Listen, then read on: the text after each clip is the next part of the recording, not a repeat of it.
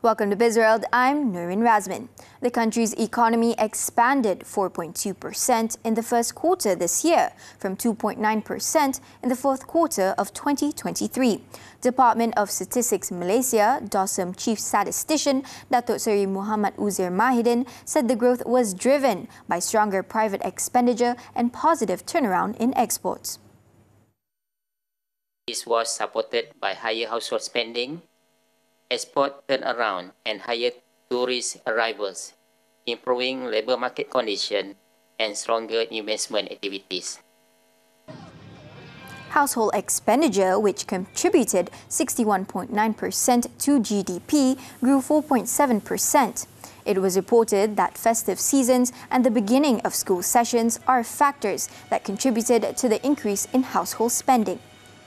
The services sector steered the overall performance with 59.3% share in the country's first quarter performance, as well as manufacturing sector, which expanded after recording a decline in the previous quarter.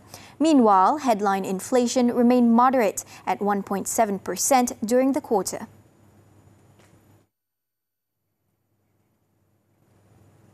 Meanwhile, Bank Negara predicts headline inflation to remain moderate between 2.2 and 3.5% this year, broadly reflecting stabilizing demand and contained cost pressures. Its governor, Dato' Abdul Rashid Kafur, said the inflation outlook could rise from the implementation of the fuel subsidy rationalisation. The outlook remains dependent on the implementation of domestic policy on subsidies and price controls, global commodity prices, and financial market developments.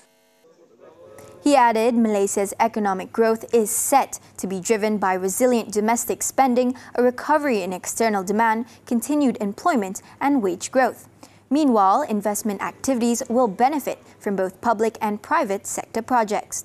The central bank is also optimistic about growth in the tech sector, robust tourism and faster implementation of investment projects. This despite the risk from weaker global demand, geopolitical tensions and potential declines in commodity production. The ringgit may strengthen steadily over the coming months, supported by domestic indicators such as stable interest rates, easing inflation and commendable economic growth. According to economist Jeffrey Williams, intervention from Bank Negara played a crucial role in ensuring market stability and liquidity. As such, he expects the ringgit to gradually strengthen with a fair value of 4.20 to 4.30 against the US dollar.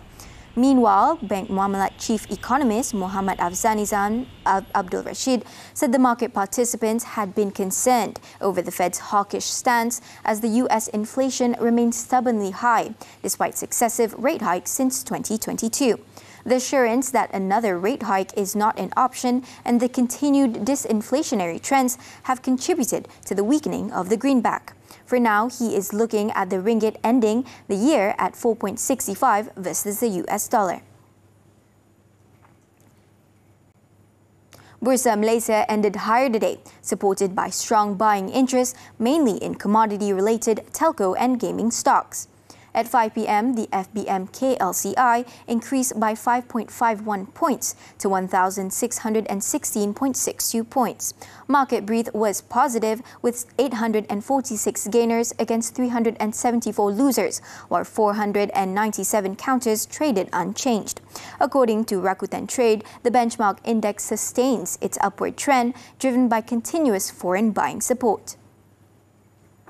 The increased emolument spending from civil servants' salary hike could be funded by boosting revenue collection, savings from operating expenditure rationalisation, as well as higher government borrowings.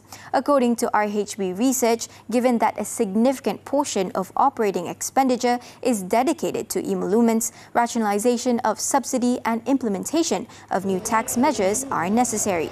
This is intended to offset the increased operational costs and manage the national debt.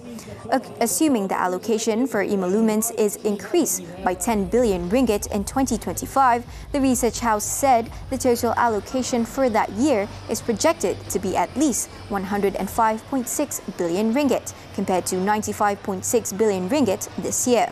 However, it stated that there is a potential shortfall of about 4 billion ringgit after accounting for potential revenue sources and savings from fuel subsidy rationalisation.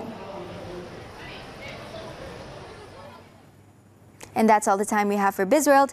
I'm Nurin Razmyn. Keep tuning into TV3.